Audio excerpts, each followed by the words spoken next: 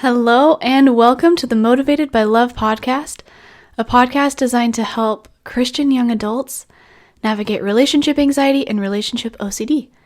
I am your host, Ksenia, and I'm so excited for what I have to talk to you about today. This is the final part of the series, How to Stop Spinning in Anxiety. And today we are going to talk about how to actually start breaking out of the cycle. So past episodes have been on what the anxiety cycle is, urge cycle, same thing. But what that cycle is, what common urges are in relationship anxiety, and how to start distancing yourself from the cycle. Now, all of those episodes are really important to listen to before this one because they create a groundwork and an understanding for what's going on in your brain. And they allow you time to understand what's going on with compassion. Today, we're going to talk about actually starting to step out of the loop. But when we have relationship anxiety and relationship OCD, it can be really easy to just want to jump to this step. To not really want to understand our brain, not watch it, not distance from it. We especially don't want to bring compassion and understanding to it. We just want to hurry up and fix it. So before we get into anything today, I just want you to understand that you are not broken. There's nothing that needs to be fixed. Having anxiety, having an anxiety cycle, doing urges, all of that is okay. There is nothing wrong with you. And there's nothing wrong with your brain. It's actually trying so hard to help you and protect you and keep you safe. And when we actually start stepping out of the anxiety cycle, that is just an invitation to a higher way of living. Sometimes we can use fixing ourselves as an urge. If you don't remember what the urges are, go back to part 2 and listen to that. But often fixing things is a compulsion or an urge that we do. And so I don't want you to use fixing your brain as an urge or as a compulsion. Instead, go back and listen to part 3 of this series. And I really want you to practice bringing understanding and compassion to your brain before you even try to change anything. Like I said, you are already worthy. You are already good enough. Stepping outside of the anxiety cycle, like I said earlier, is just an invitation to a higher way of living. But there is nothing wrong with you right where you're at. So with that said, today I am going to teach you a couple of different ways to start stepping out of this anxiety cycle. And if you don't remember what the anxiety cycle is, go back and listen to part 1. That will explain it. But just as a refresher, the anxiety cycle or the urge cycle, they're both the same thing. It's just made up of a trigger, an urge, and a result.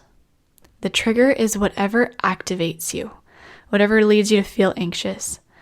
The urge is what you do to try to get rid of that anxiety. And the result is how you feel after. So if you feel relief, if you feel more anxious, often it will go back and forth between those two. So today we're going to focus on the space right between the trigger and the urge. So you've gotten triggered, you feel anxious, you feel activated, and you want to do some of your urges or your compulsions. Right between those two, that's where we want to focus today. And I'm going to give you a couple of different strategies for what you can do between those. I like to think of this cycle like as a circle. Like if I wrote it out in pencil, it's this circle. And right between the trigger and the urge, what we want to do is start erasing part of the circle, just like a little bits. We're just going to erase little pieces of that space between the trigger and the urge. And so the strategies that I'm going to give you today are just strategies to start to erase part of that segment of the circle. Now, it's really important to understand that there is nothing wrong with getting triggered, and there's nothing wrong with feeling an urge. That's all your brain trying to help you. And so the very first step to starting to erase parts of the cycle or parts of the circle, the very first step is to bring gratitude to your brain. So it'll look something like this. Hey, brain. I literally talk to my brain. It's like, hey, brain, thank you so much for trying to help me. Or maybe it's, hey, cute brain, I know you're trying to protect me and I really appreciate you. So that is the first step. And this might sound familiar to last week. Last week's episode feeds perfectly into this. We're just building off of that. So like I said, that's the first step. Hey, brain, thank you so much for trying to help me. Second step is allowing for whatever is present to be there. So it's okay that I feel anxious right now. It's okay for you to be here, anxiety. Or it's okay that I feel like I want to compare to other men right now. Or it's okay that I want to confess my doubts to my boyfriend. It's okay. You're allowed to be here, doubt. You're allowed to be here, anxiety. So 1, gratitude. 2, allow it to be there. Now, 3 is where I'm going to give you some strategies. So after you're grateful and you allow for whatever's coming up, you're going to pick one of these strategies to do. The first one is called budgeting. This is where you take your urge and you give yourself a specific amount of time every day to do your urges. So maybe you give yourself 10 minutes in the morning and 10 minutes at night. Or maybe you give yourself 30 minutes before bedtime to do your urges. So, for example, during the day, if you feel the urge to try to figure out if your relationship is right, you have all these questions you want to figure out, you can write down your questions, and then at the end of the day, give yourself 30 minutes to figure out those questions. Or maybe you feel the need to research things when you feel triggered, to research healthy relationships or to research signs of ROCD. Instead of immediately pulling out your phone and going to Google throughout the day when you feel anxious, you'll have gratitude for your brain, allow for what you're feeling to be there, and then just write down what you want to research. Then at the end of the day, you give yourself that allotted time, that 30 minutes. You let yourself research to your heart's content for those 30 minutes. Now, doing this is so powerful because it's putting little erase marks in your cycle. You're teaching your brain, because when you feel triggered, your brain is very frantic and urgent, panicked. You're teaching your brain that you don't actually have to do the compulsion right away or the urge right away. And your brain learns that everything isn't quite as urgent as it thought. So that's the first one. The first tool is urge budgeting. The next one is called delaying the urge. And this might look like when you get triggered and you feel the need to do something, to do an urge, you wait 5 minutes. And then if you still want to do the urge, you do it. So for example, maybe you feel the need to confess your doubts to your boyfriend. So maybe you get triggered, you feel anxious, and you think, oh my gosh, I just need to tell him that I am not sure if I love him, or that I'm not sure if this is going to work out, or I'm not sure if this is right. Instead of immediately saying those confessions, you give yourself 5 minutes. And then if you still want to confess, you totally let yourself say whatever confessions or doubts are coming up to your boyfriend. And this also teaches your brain that doing urges can wait, that it's not so urgent, it's not so frantic. It starts to put those erase marks in the circle. And over time, you can increase the amount of time that you wait to do your urges. So maybe at first you wait 5 minutes to confess your doubts to your boyfriend. Then maybe you wait 10 minutes.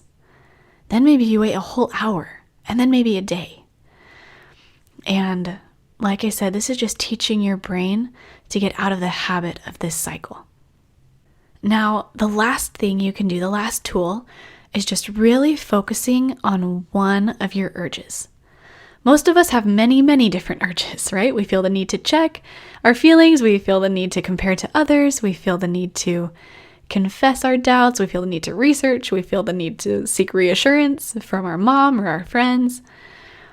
It can feel really overwhelming to have so many different urges, right? And so one of the tools is to just pick one and focus on not doing that urge.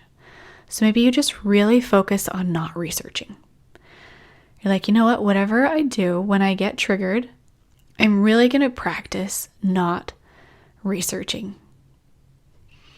And this too is going to start to put erase marks in your circle. So those are the 3 strategies I have for you today. There are many more. But I just want to go over the steps again and add one more. First is we're going to bring gratitude to your brain and how it's trying to help you. Second is allow whatever you're feeling. It's totally okay and safe for it to be there. Third is you're going to pick one of those strategies. Budgeting for the urge, delaying the urge, or focusing on one that you really want to work on. And I'm going to add one more thing. The last step number 4, is practicing creating safety right where you are, being present in your body. This could look like taking a couple deep breaths, or maybe you notice all the colors on the magnets on your fridge, or maybe you go on a walk outside. Maybe you practice feeling the sunlight on your skin or the chair beneath you. Or one that I really love to do is to find 5 things I can see, 4 things I can feel, 3 things I can hear, 2 things I can smell, and 1 thing I can taste. And we really just want to practice showing your body that you're actually in a safe place and being present where you are. So, I'm going to go over them one more time. When you feel triggered and anxious, the first thing you can do is practice gratitude for your brain. Oh, thanks, cute brain. I know you're trying so hard. I appreciate you. Second, allow yourself to feel whatever's coming up. It's totally okay for you to feel anxious or doubtful. It's allowed to be there. Third, pick an urge strategy to do. Fourth, practice being present and showing your body that you're safe. Now, it can be fun to make this a game, right? Your brain really likes fun things. It doesn't really like hard things or work. And so it can be really fun to make this a game. So maybe every time you process an urge, you do those 4 steps. You process an urge instead of reacting to it. Maybe you put an M&M in a jar. Or maybe you put a tally mark down. When you get a certain number of tally marks, you go out to lunch at your favorite restaurant. Or maybe you give yourself $1 to spend however you want every time you process an urge. Giving your brain these little rewards also teaches it like rewards your brain for processing the urge. It teaches your brain that you actually get way more good things out of processing an urge than you do out of reacting to it. And it can also make it so it doesn't feel like such a chore. And it can also help you not obsess over doing your urge plan perfectly, which is the last thing that I want to remind you. It can be really tempting, like I said, to try to fix yourself or do your urge plan perfectly. It can be really tempting to process urges perfectly. But that is not our goal. Our goal is not to be perfect with this. Our goal is to be a human. And obsessively trying to process urges is just another way of doing a new kind of urge cycle. So I just want to warn you against that. That's going to go back to what I said at the beginning. Remembering that you are already worthy. You are already good enough. And doing this work of processing emotions is just an invitation to a higher way of living, a more full way of living. And it is so available for you. Now, if you have any trouble with creating an urge plan or you're having trouble with processing urges, I would absolutely love to help you. You can find me on Instagram at Ksenia Claire Coaching and just shoot me a DM. I would love to help you create an urge plan, just even on Instagram messaging. Like I said, it's at Ksenia Claire Coaching, but I would love to help you create a plan and get better at this higher way of living. You guys are doing such an amazing job, and you have so much potential in you to create beautiful things in your life. I am so proud of you, and I'm so excited to talk to you next week.